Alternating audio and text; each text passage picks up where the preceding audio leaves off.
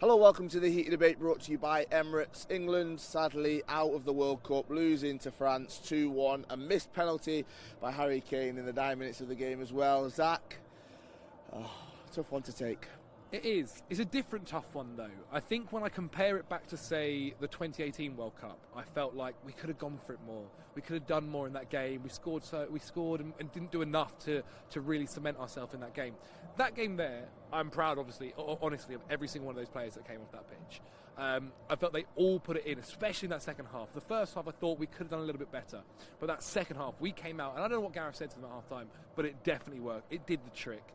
And it's a shame that it's such a shame that we're sitting here, rather than maybe praising the boys for just having a great go, and that football, that's football. Sometimes you win some, sometimes you lose some. We're sitting there going, what about that penalty? What about that penalty? And look, Harry Kane takes the first penalty, he scores the first penalty, and I thought other people at home are thinking that, maybe he should change it. I don't agree to that at all. I think 100% he takes the second one, and that's football.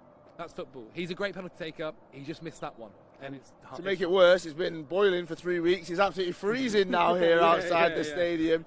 Looking at the conversations ahead of the game, it was all Kyle Walker versus Mbappe. What will Gareth Southgate do? 5 at the back, 4 at the back. Surely he played the same, did the 4, played the exact same team as the round of 16 as well. We can't go looking for those excuses, looking for someone to blame with the manager, with the players. They've done everything we wanted them to do. The tactics were right. The tactics are right. The player selection was right, and they proved it. Like, again, we're not coming away from this game where France were better than us, or they dominated us, and we didn't do enough, or we didn't make the substitutes at the right time. Okay, maybe he could have brought one on a little bit earlier if you're being super critical. But as I said earlier, that's just how football works sometimes. You can be the better team, you can dominate the ball, you can do whatever on the pitch, but in the end, you don't win. Or something goes against you, or whatever it is, and today that's what it is. I honestly am proud of that game, and I feel like actually going forward, that's really strong. Semi-final in 2018, we have the Euro, get to the final, got to the quarterfinals of this one. Is it now time though to look in a different direction when it in terms of the manager? We've got so close, but surely the question's got to be there, right? I think the question will be asked. I think everyone probably is having that conversation right now afterwards, because obviously we won't be going to the next game. So yeah, it will be the question will be there. I think what's going to happen is they'll come back, they'll analyse, they'll look at things, and they'll be very proud of how far they've come. The team is still very, very young. If I'm being completely honest, in the spare of the moment right now, I'd probably give Gareth the Euros. I think he's done so well. Maybe he can go that one step. Like, for instance, if that England team played in that Euros final, I think we win. I think we win. I think we do have a really strong performance. And so things are going like this. Things are going like this.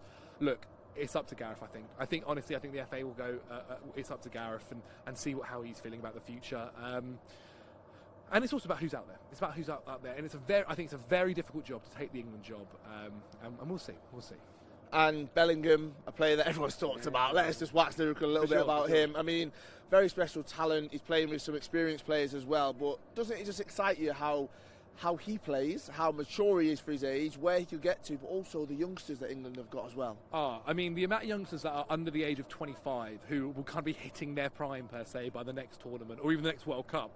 Bellingham is one of them, a guy who was continuing to impress. I think every single game hit the World Cup. It was interesting because against the USA, he went from up here against Iran, where he had an amazing performance, then the USA, where it kind of went down here, and then slowly but surely he's taken it back to heights. To be that age, representing your country in a World Cup, taking on the responsibility, and sometimes when the ball's going and being the one to chase it back and being the one to drive forward, yeah, man, like, he's just one of a number of guys who are coming through, or who are still so young. Declan Rice, so on and so forth. Saka, who's amazing as well. That are only going to get better and better, and this England team will only get better and better as well. Right, final point. Griezmann, still not make your combined 11, or what, after tonight? I wanted him in there. It was because of the matching. I got voted out 2-1 anyway. I got voted out. So I'm not taking that, but he was amazing. And yeah, I mean, come on, Morocco. Come on, Morocco. It sets up perfectly for a huge semi-finals. We'll be back. The Heated Debate brought to you by Emirates. On the next match day, it will be semi-final number 1. Make sure you like this video. Drop us a comment as well. Where did it go wrong for England? Where did it go right? It just didn't get over the line. Let us know your thoughts, your reaction to that game. And also, subscribe to the channel. We'll be back to look ahead to those semi-finals on Tuesday. We'll see you there.